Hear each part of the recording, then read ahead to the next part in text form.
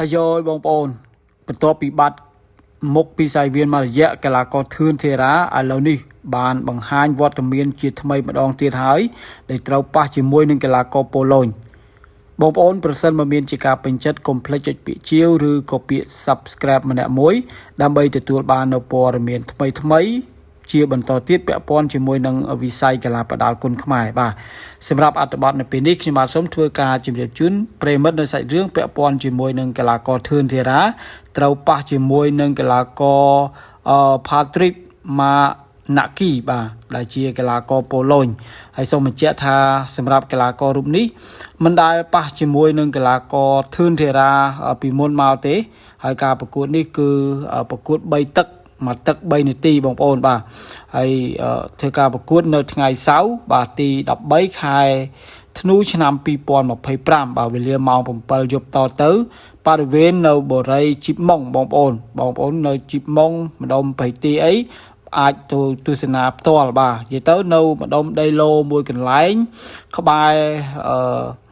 ក្បែរបន្លាយប្រជាពលរដ្ឋបាទបងប្អូនប្រហែលជាស្គាល់ហើយបន្លាយប្រជាពលរដ្ឋដែលលោកអភិបាលរងខណ្ឌពោធិ៍សែនជ័យបាទលោកប៉ាងលីដាបានធ្វើការស្ដារបន្លាយហើយបន្លាយនោះមួយរយៈនេះគឺថាមានការហៅថាសាទរច្រើនមែនទែនបន្ទាប់ពី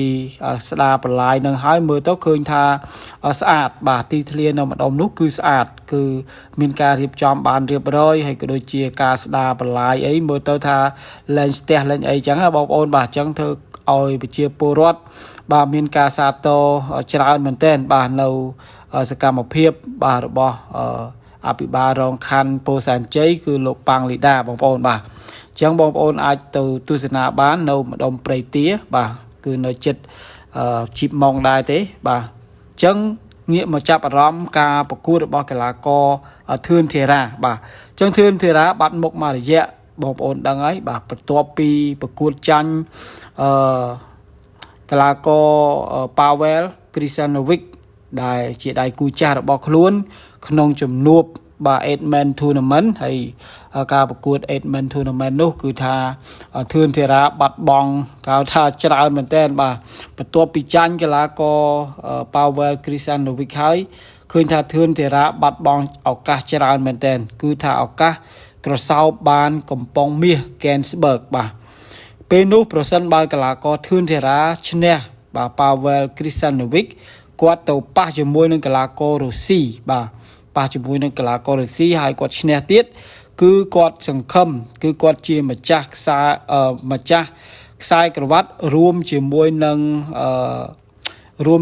ងកំប៉ុងមាស Kensburg បាទមាសកំពុងតែឡើងថ្លៃផងបងប្អូនបាទតែដោយសារតែសំណាងមិនល្អសម្រាប់កីឡាករធឿនធីរ៉ាការប្រកួតពេលនោះខ្ញុំឃើញថាការប្រកួត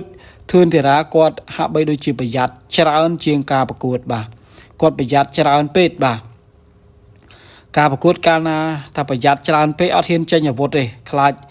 ការចេញអាវុធទៅជ្រុលចេះជ្រុលចុះគេវាយត្រូវបាទអញ្ចឹងធ្វើឲ្យគាត់បាត់បង់ម្ចាស់ការខ្លួនឯងបាទបាត់បង់គេហៅថាភាពជាអ្នកប្រយុទ្ធនៅលើសាយវៀនបាទអញ្ចឹងមានអីបាទការប្រកួត3ទឹកចុងក្រោយគឺកីឡាករ Pavel គេយកឈ្នះបាទគេយកឈ្នះលើកីឡាករធឿនធីរ៉ាដោយពិន្ទុ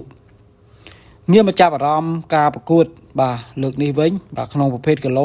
73គីឡូក្រាមបាទត្រូវប៉ះជាមួយនឹងកីឡាករ Patrick Manaki បាទ Patrick Manaki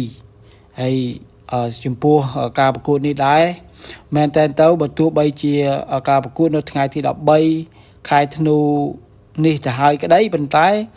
មិនទាន់បានថាច្បាស់ការ 100% ថានឹងបានប្រកួតទេដោយសារបងប្អូនដឹងហើយបាទកម្ពុជាយើងកំពុងតែរងការវាយប្រហារបាទរងការឈ្លានពានពីសំណាក់យោធាថៃបាទធ្វើទុកបុកម្នេញម្ដងហើយម្ដងទៀតបាទរំលោភបំពានបទឈប់បាញ់ឥឡូវនេះមកតាំងពីថ្ងៃទី